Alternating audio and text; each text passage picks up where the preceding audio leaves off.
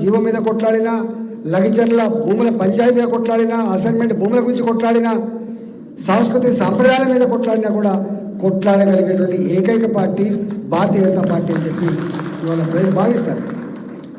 అందువల్ల టీచర్లు వాళ్ళు ప్రైవేట్లో పనిచేస్తున్నా, గవర్నమెంట్లో పనిచేస్తున్న వాళ్ళు టీచర్లు కాబట్టి చాలా వాళ్ళ విద్యలు సామాజిక స్పృహ ఉన్నవాళ్ళు కాబట్టి ఇవాళ రేపు ఈ ప్రభుత్వం మీద అంకుశంతో పోవాలంటే, ఈ ప్రభుత్వం మెడలు వంచాలంటే వంచగలిగేటువంటి ఏకైక పార్టీ భారతీయ జనతా పార్టీ. అవునా కాదా టీచర్లు ఆత్మావలోకనం చేసుకోవాలని చెప్పి కోరుతున్నాను.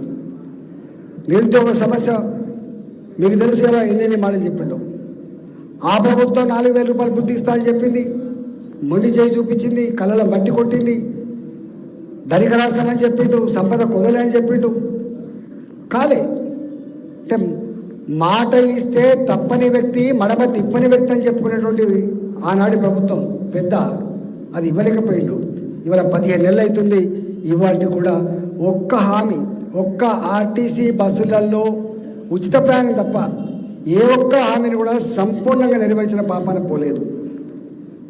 6 గ్యారంటీలు, 66 హామీలు, 420 రకాల పనులు ఏ రేవంత్ రెడ్డి చేస్తా అని చెప్పిండు.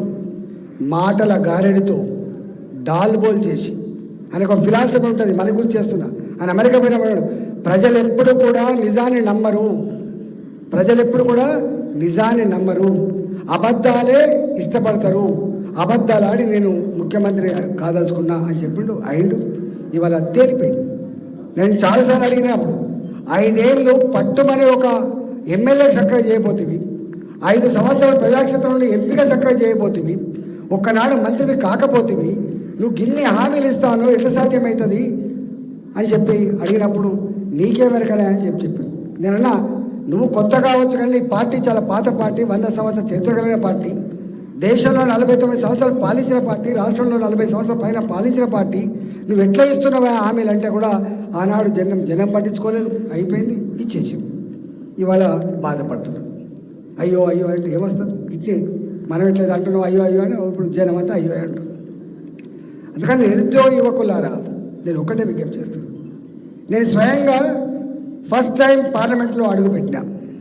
ఫస్ట్ బడ్జెట్ని నేను చూసిన నిర్మలా సీతారామన్ గారు ప్రవేశపెట్టినప్పుడు 4 లక్షల కోట్ల రూపాయలు నిరుద్యోగ యువతకి ఏదన్నా ఉపాధి కల్పించకపోతే, చదువుకున్న ఆ నిరుద్యోగ యువతను కనుక దేశ పురోగమనంలో భాగం చేయకపోతే ఈ దేశం బాగుపడదని చెప్పి అతి గంభీరంగా గుర్తించినటువంటి నాయకుడు నరేంద్ర మోడీ గారు.